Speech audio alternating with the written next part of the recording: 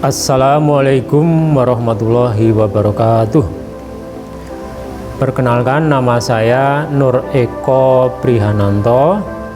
Saya pengajar sosiologi di SMA Muhammadiyah Siwon.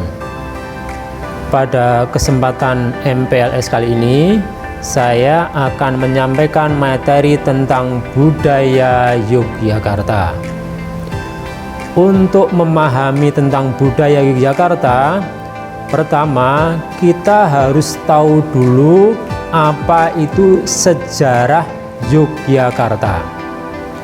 Yang pertama, sejarah Yogyakarta dimulai dari adanya Perjanjian Giyanti.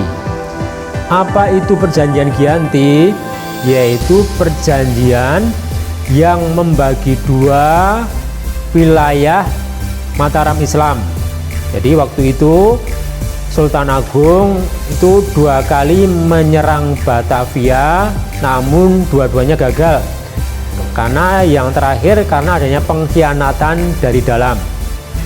Nah, setelah itu kekuasaan VOC itu makin kuat di Batavia, dan makin lama makin ke arah timur, sampailah ke pusat kerajaan Mataram Islam, sehingga memaksa Mataram Islam itu dibagi menjadi dua berdasarkan Perjanjian Giyanti pada abad 18.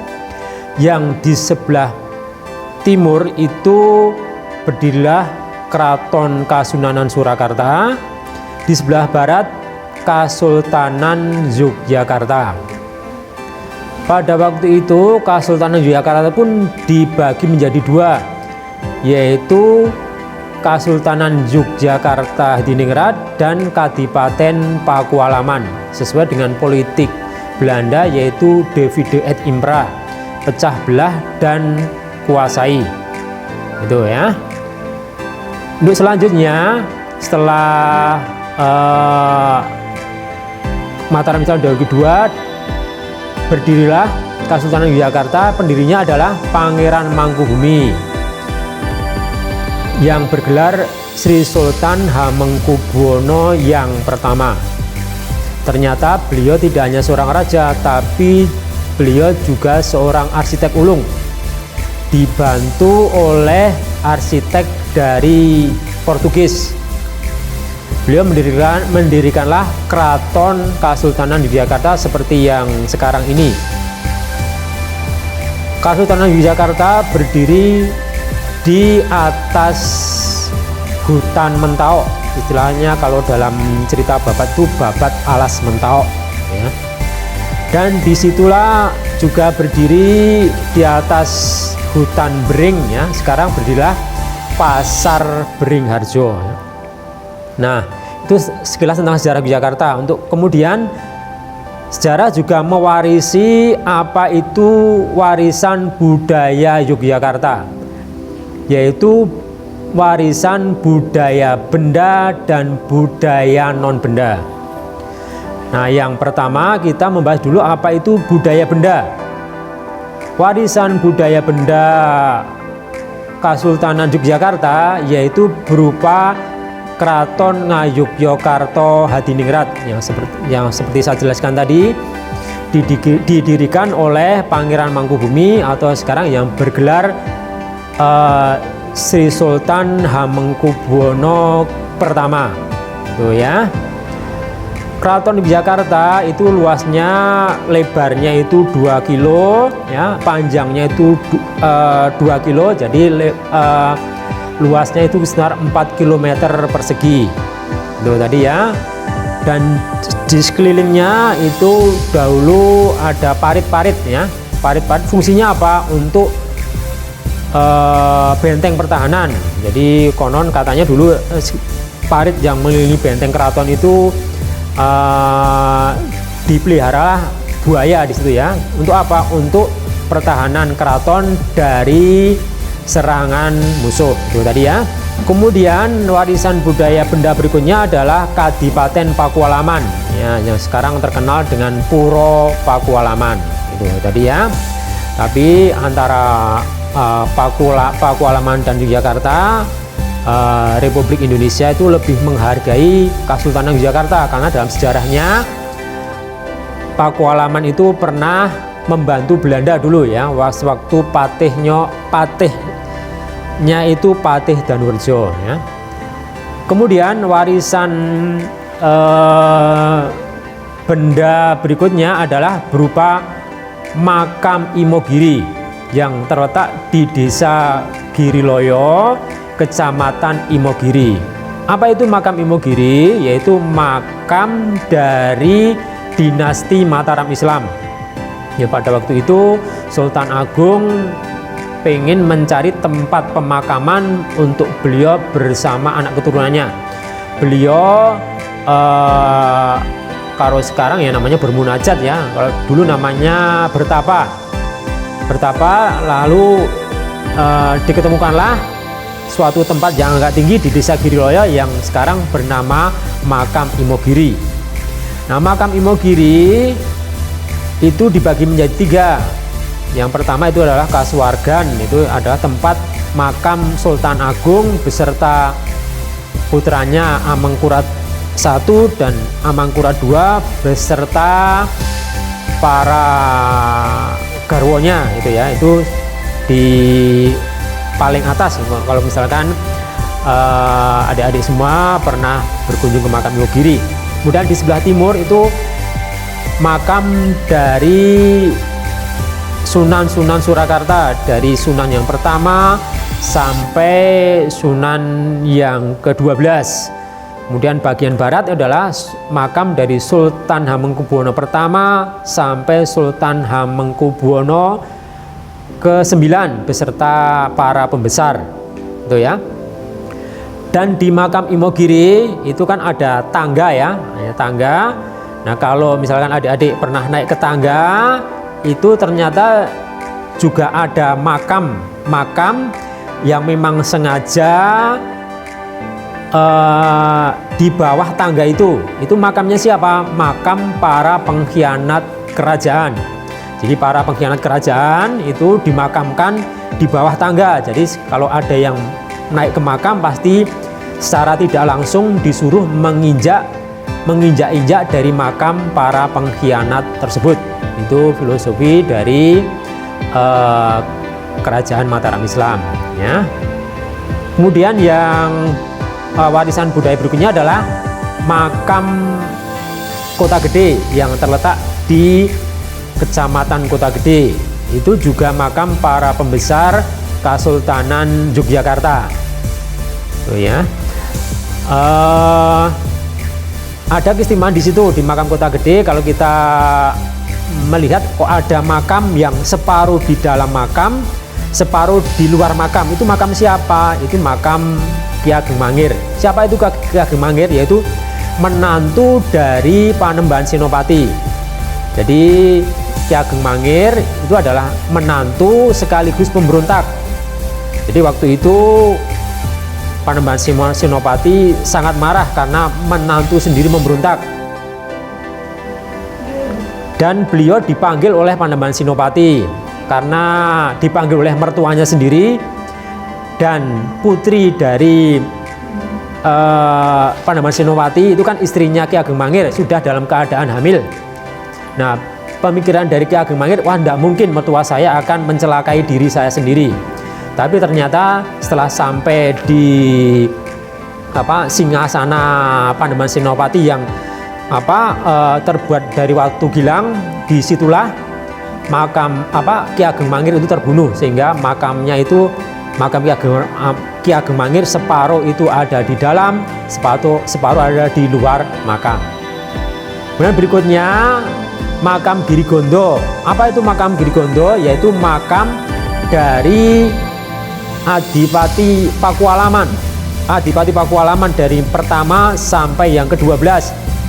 Ini kalau misalkan adik-adik berjalan dari atau mengadakan perjalanan dari Jogja menuju Purworejo, sampailah ke Kecamatan Temon, tengoklah ke kanan.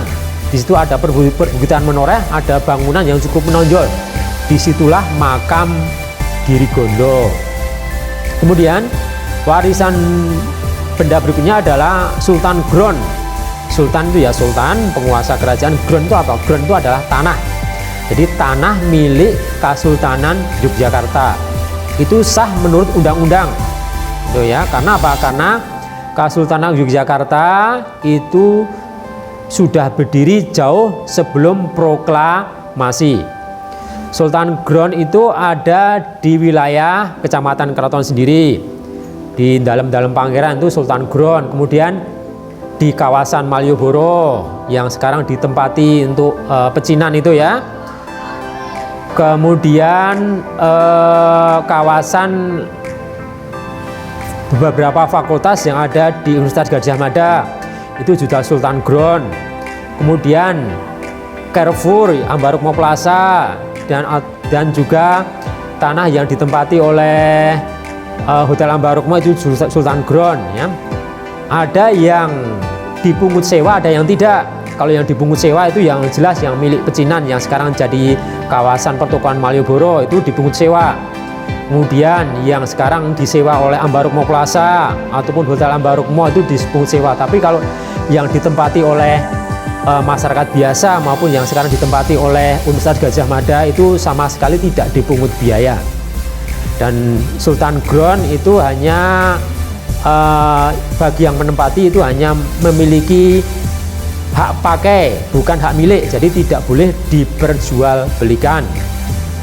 Kemudian Pakualaman Ground itu juga sama, tanah milik Puro Pakualaman ya, yaitu kebanyakan Sultan Ground itu ada di sekitar pantai selatan wilayah Kulon Progo. Itu warisan budaya berupa benda. Kemudian berikutnya warisan budaya non benda. Yang pertama warisan budaya non benda dari Kesultanan Yogyakarta yaitu berupa wayang orang.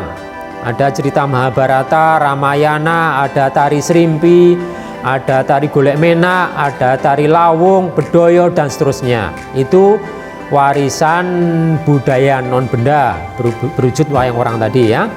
Dan berikutnya adalah warisan budaya non benda berikutnya adalah berupa wayang kulit.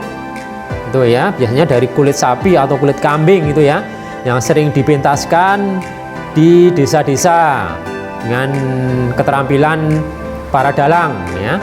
Ada juga wayang beber ya, dan seterusnya. Itu warisan budaya non benda. Dan berikutnya adalah ketoprak. Apa itu ketoprak?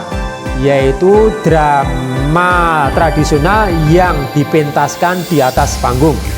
Barangkali kalau anak-anak sekarang sudah nggak kenal ketoprak ya, tapi waktu saya kecil dulu masih sering menyaksikan acara ketoprak itu di televisi. Sekarang sudah jarang itu tadi ya. Kemudian warisan budaya non benda berikutnya adalah berupa jajanan pasar. Banyak sekali ya. Ada misalkan kipo. Kipo itu makanan kesukaan Sultan Agung. Dulu pernah lama hilang, baru dimunculkan lagi oleh masyarakat Kota Gede ya pada tahun 1946.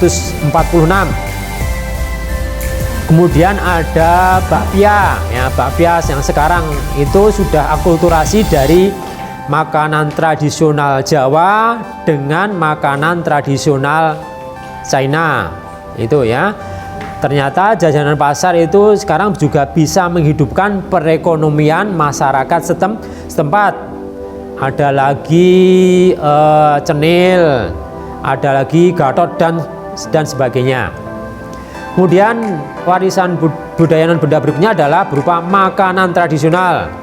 Nah, makanan tradisional Yogyakarta yang sudah sangat terkenal itu apa? Yaitu berupa gudeg ya.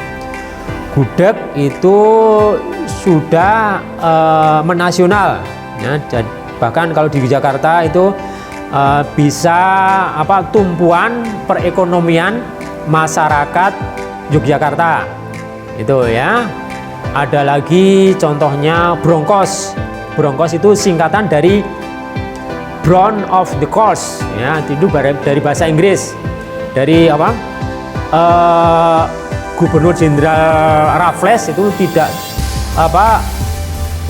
menyebut makanan itu brown of the coast. Brown itu coklat, coast itu makanan. Tapi orang Jawa tidak bisa mengatakan Broncos, Brown of the Coast, disingkat menjadi Broncos ya. Ada lagi sayur lodeh ya, dan seterusnya. Itu adalah warisan budaya Yogyakarta ya. Kemudian berikutnya sumbu filosofi. Sumbu filosofi itu meliputi dari Pantai Parangkusumo ya, kemudian Panggung Krapyak, kemudian alun-alun kidul Keraton, kemudian alun lor ya, Tugu Golong Gilik sampai Gunung Merapi. Itu ya, itu sumbu filosofi. Sekarang merupakan